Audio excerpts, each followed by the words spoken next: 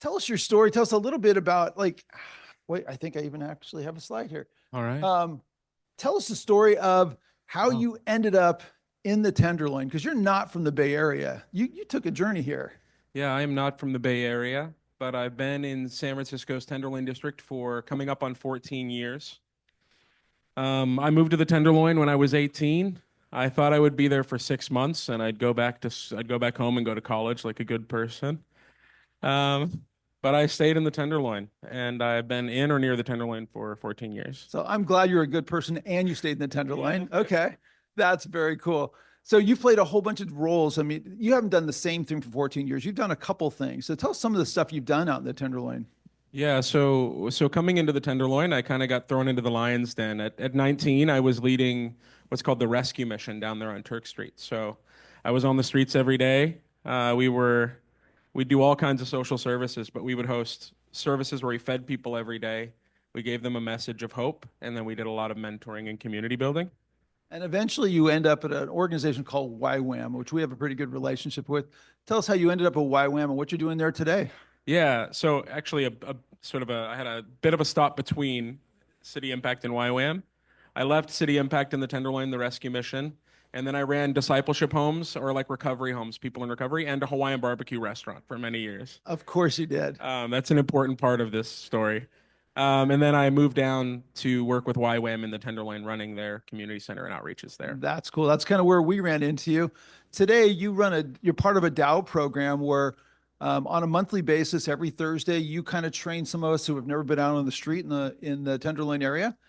You kind of train us in how to interact with our neighbors out on the street, our unhoused individuals, how to be compassionate, and you invite them back to your third space, a place where you can sit and talk and process with people when they have time. Yeah. Tell us a little bit about both the tour and kind of what is the open space or the YWAM space that you guys provide.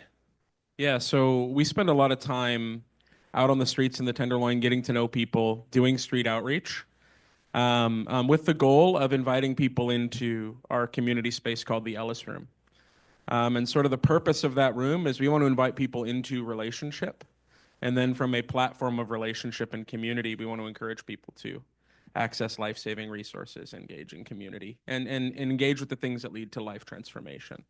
And that's just the starting point. You guys don't do it all, but you introduce them to those services that can help them get there. Right. So it's a first step. It's a key step in terms of really turning people's lives around. Yeah, That, that's good. I think we really understand that relationship is really important, and there are people that won't access resources sometimes without relationship first. So we lean into that. that's very cool. And you guys, I don't know if you guys have been on our first Thursday walks. Anybody hands up if you've done those walks? If you haven't done the walks, they are pretty amazing. It is an incredible experience. They walk with you in small groups and they teach you kind of how to interact with the neighbors. And it really is an empowering way to revisit the Tenderloin with purpose. Yeah. All right. So, food. Our theme today is about food scarcity. Food scarcity, when I was just kind of getting involved in how do we help the community, everybody had lots of ideas, but the first question everybody asked me is, I just need food. I'm hungry. I need a place to get some food. I need a place to rest. Um, how do you view food in terms of your outreach and how important is that for you and kind of what happens with it? How do you use food to really build relationships? Yeah, I think food is huge because it opens the door, right? Like the truth is in the Tenderloin, you can get 7 free meals a day if you walk fast enough. Right? There's a lot of food to be consumed in the Tenderloin, but it's not always dignifying. It's not always nutritious. It's not always even doesn't even taste good a lot of the time.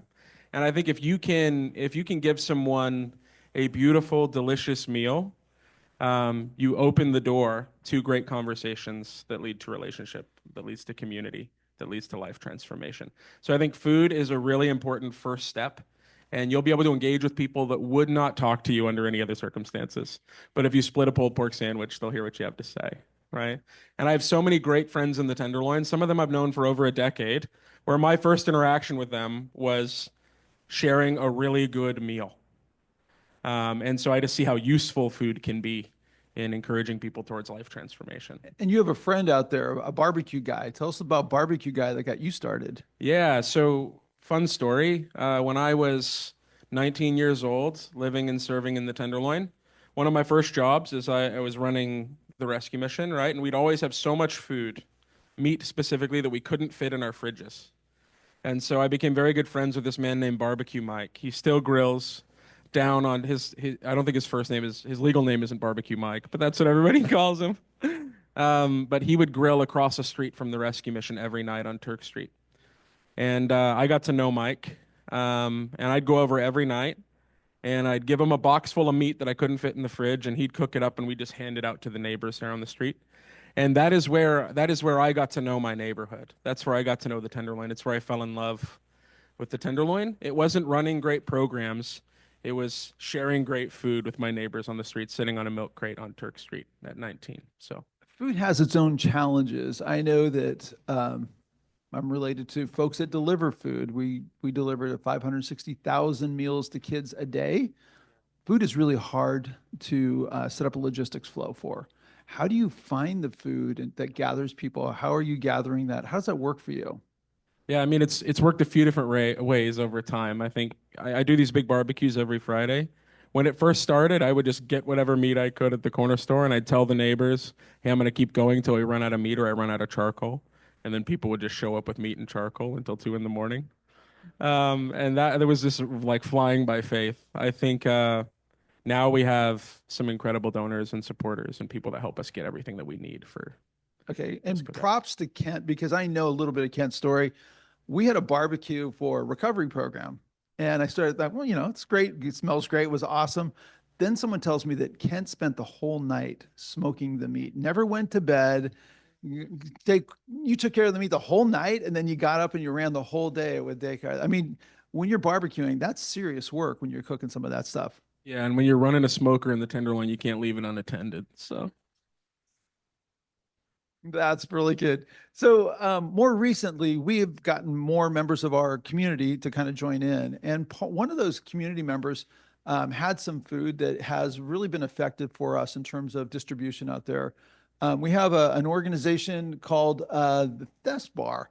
And tell us a little bit about like the Thess Bar for you. I mean, you're obviously on the Tenderloin.